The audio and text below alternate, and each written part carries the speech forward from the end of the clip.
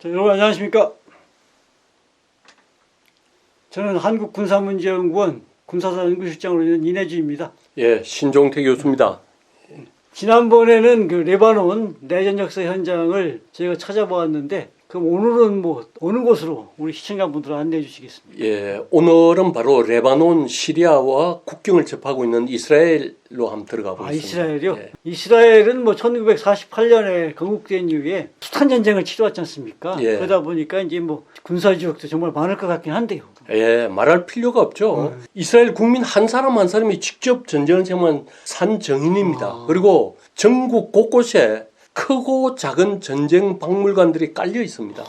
오늘날 21세기를 거치면서 가장 전쟁을 많이 경험한 국가가 이스라엘이라는데, 누구도 뭐 이의를 제기할 수 없죠. 이스라엘 국가부터 좀 소개를 해주시죠. 예, 이스라엘은 우리나라 경기도하고 강원도 정도를 합친 넓이와 비슷한 작은 나라죠. 1948년 5월 15일 날 이스라엘이 건국이 되죠. 그리고 무려 6번 이상 그 아랍 국가들하고 전쟁을 치렀죠. 지금 뭐 하마스하고 무력 충돌 하면서 네. 매일 그 뉴스에 나오지 않습니까? 네. 그런데 이 이스라엘은 그 숱한 전쟁에서 단 한 번도 패배하지 않고 오히려 영토를 확장시켜 나왔던 그렇죠. 겁니다. 할 때마다. 예. 그리고 현재 인구는 한 900만, 국민 개인 소득은 연 한 4만 2천 달러 수준, 그 병력이 한 16만 9천 명 정도 되죠. 대신 예비군이 한 46만 정도 되고, 남자는 3년, 여자는 2년 여성도 의무적으로 마찬가지. 예, 군복무를 하고 있습니다. 뭐 이스라엘 역사 자체가 전쟁의 역사라고 볼 수 있는데, 그러면 전쟁 유적도 상당히 많을 것 같은데 어느 곳부터? 제일 먼저 예루살렘에 있는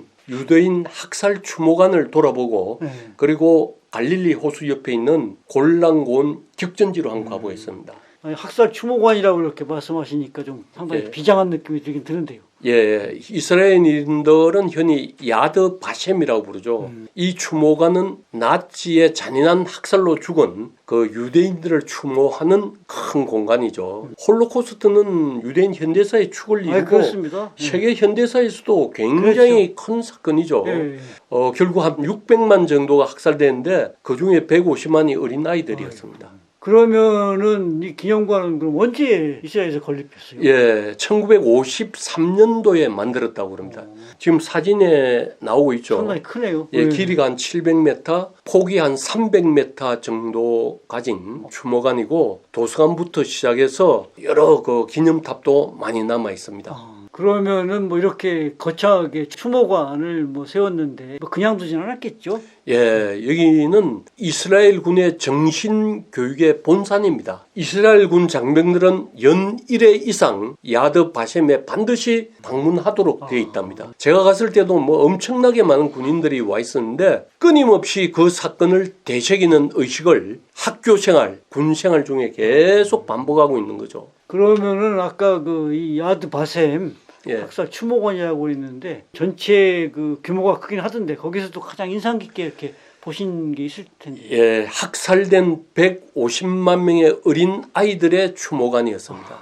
그 추모관에 나갔다 오면 울지 않는 사람이 없었어요. 예. 그 기념관 안에 딱 들어가면 제일 먼저 한 개의 추모 촛불이 딱 있는데, 요 추모 촛불의 프리즘을 통해 가지고 150만 개가 되는 겁니다. 그리고 그 이제 방송으로 천정에서 셀 수 없이 한 사람 한 사람 이름을 부르고 있어요.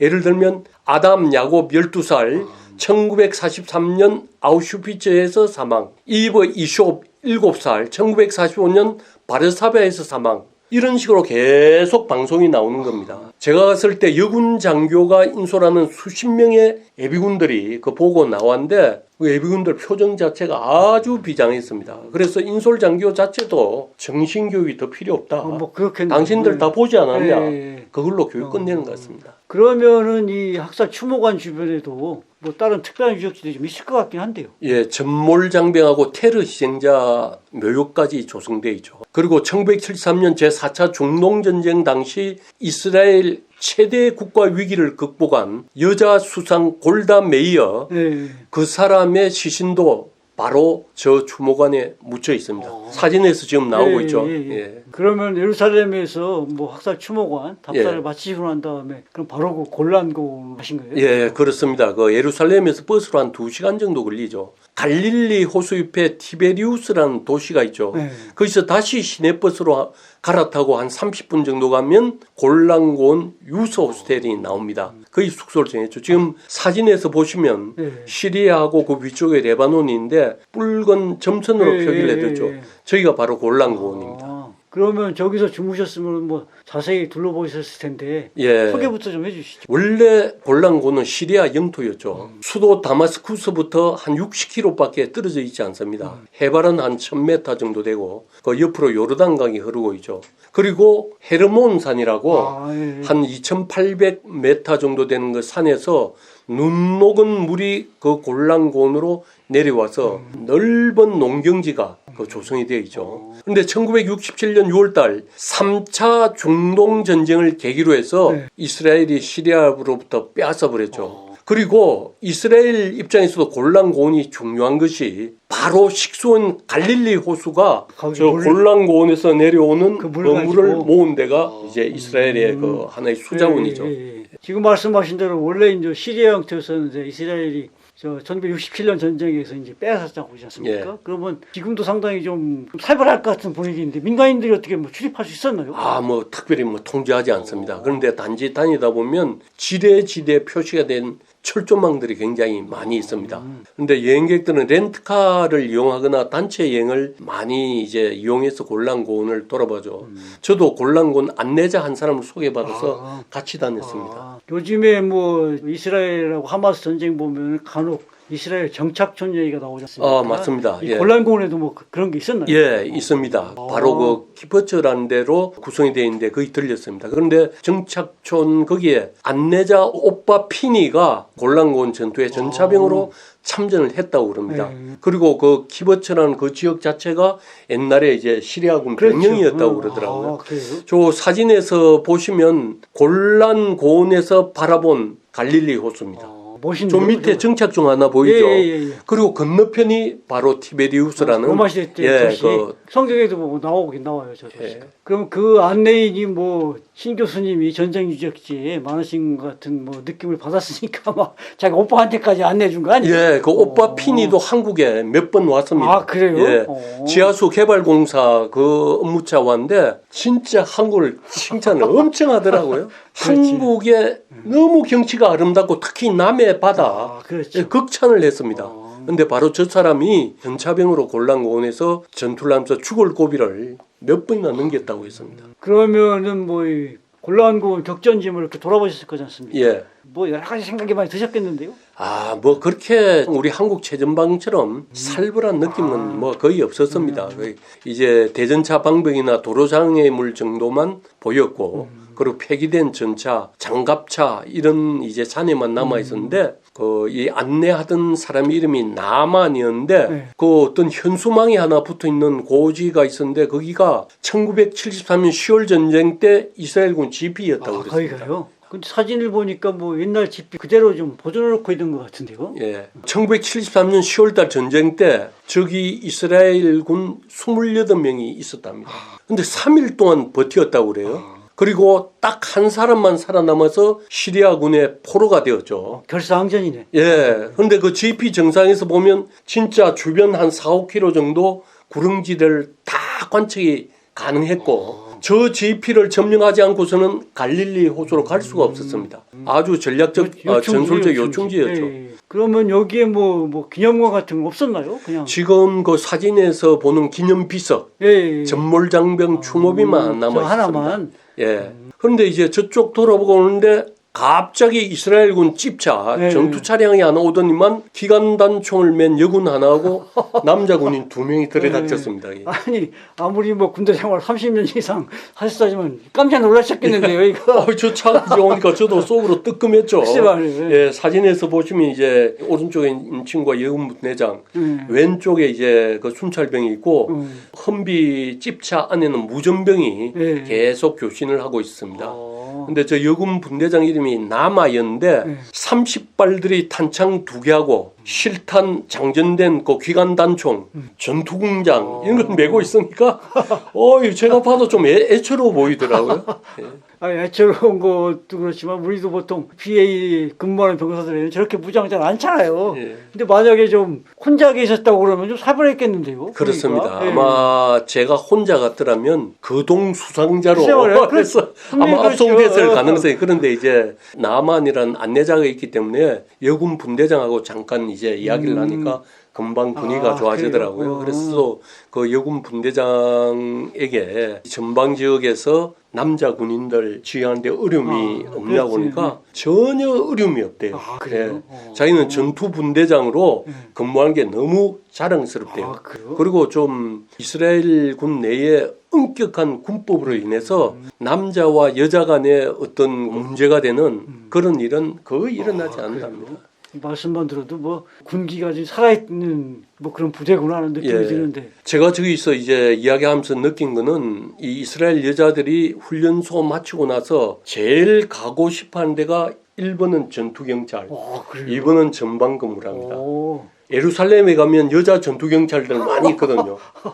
총 메고 실탄 가지고 직접 위험한데 근무하는 걸 갖다가 자랑스럽게 생각한답니다. 그래요? 그러면은 이스라엘군 뭐 지피 유적지 고란공원에서 보시고 또 어디로 또 가셨어요? 예, 20세기 마지막 대규모 전차전이 벌어졌던 골란고원의 눈물의 계곡으로 눈물의 가봤습니다. 계곡? 예. 4차 중동전쟁 당시 1973년 10월 6일부터 10월 22일까지 2차 세계대전 이후에 가장 큰 전차전이 저기서 벌어졌어요. 수천 대가 격돌을 했죠. 그래요?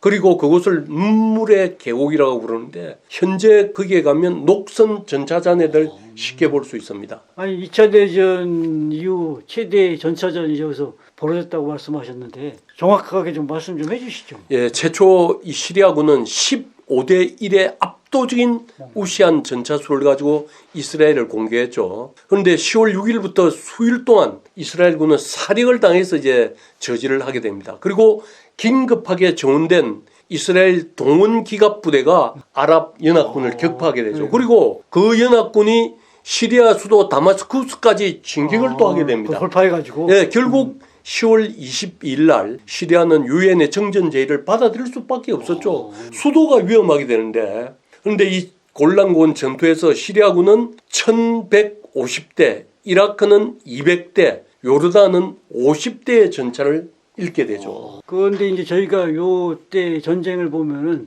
전차전도 있었습니다만은 이스라엘이 이제 승리하게 되는 결정적 계기가 뭐 우수한 전투 기량 뭐 예. 그런 얘기를 하는데 이걸 보니까 진짜 전투 기량이 대단한 것 같은데요. 예, 지금 사진에서 보이는 저희가 눈물의 계곡을 갖다가 다 내려다볼 수 있는 또 전망대를 설치해놨습니다. 옆에 사진에서 보통 교통호하고 벙커하고 뭐 많이 보이죠. 그러네요. 예, 예. 저쪽에서 이제 쭉 내려다보면 그 격전지가 다 보입니다. 아니 여기가 이제 눈물의 계곡이라고 하시지 않습니까? 예. 근데 제가 가만히 생각해 보니까 그때 눈물은 아마 시리아 쪽의 눈물인 것 같긴 한데 예. 그러면 시리아 분들은 뭐 저로 인해서 졸지에 뭐 이산 가족 같은 것도 많이 됐겠는데. 그렇습니다. 왜냐하면 그 밑이 전부 다 시리아 마을이었으니까 그러니까요. 예, 예. 그 골란고원을 이스라엘이 차지하면서 4개의 시리아 마을이 그냥 이스라엘 쪽으로 들어온 겁니다. 그래요? 아직도 이 사람들은 시리아 국적 가지고 있어요. 그래요. 예. 저 이제 사진에서 내려다 보면 저 건너편이 시리아고 간간히 건물이 보이는 데가 마을이 시리아 있어요. 마을이죠. 그리고 저희가 눈물의 계곡에 있는 이 전성 기념탑. 기념탑. 그러니까 오른쪽이 이스라엘군 전차 포탑이고 예. 왼쪽이 이제 T 계열 예. 부서진 시리아 전차고 그리고 거기서 만난 사람들이 이스라엘군 기갑장교 한 명하고 유엔 감시단으로 나온 캐나다군 대위 평화의 죽이니까. 예, 그 중간에 있는 사람이 캐나다군 대위입니다. 근데 그 캐나다군 대위는 한국 전쟁 역사에 대해서 소상하게 알고 있습니다. 그래요? 예, 왜냐하면 캐나다군이 참전했고 그렇죠. 예, 저 예. 사람이 개인적으로 아마 전쟁 역사에 대해서 관심을 많이 가지고 있었던 것 같습니다. 6.25 전쟁에서 피를 같이 흘린 혈맹의 나라라고 그러면서 아주 친절하게 대해줬고 또 한류 열풍에도 놀라가면서 자기 휴대폰도 한국산이라고 보여줬습니다. 그래요? 예. 아니 그 세 분이 이렇게 뭐 사진을 찍으셨는데 제가 봐서는 뭐 체격도 그렇고 생김새도 그렇고 신 교수님께 전혀 밀리지 않는 듯한 느낌이 있긴 하네요. 그러면은 이 1973년 10월 전쟁이 사실은 처음에 이집트가 시작했지 않습니까? 그래서 예. 처음에 이스라엘이 밀렸잖아요. 예. 이스라엘 승리로 끝났지만 뭐 그로 인해서 많은 문제도 남기게 됐죠. 맞습니다. 이 10월 전쟁은 항상 승리만을 갖춘 이스라엘군 신화가 깨어지게 되죠. 전쟁 비용도 엄청나게 들었습니다. 수많은 이스라엘군 전사자, 부상자들의 고통은 또 말할 수가 없었죠. 이스라엘 국민들은 서로 불신했고 파벌로 나누어서 분리하게 되죠. 특히 강력한 주변 적대 국가들을 이스라엘은 새삼 인식하게 됩니다. 그리고 군사 외교적으로 미국에 의존할 수밖에 없던 것이죠. 그전에는 좀 소련하고도 좀 가까웠었죠. 처음에 건국 초에. 예. 그러다가 독립적인 노선을 걷다가 이때부터 이제 미국하고 관계가 깊어져 지금까지 좀 이어지고 있는 거군요. 그런 예. 면에서는.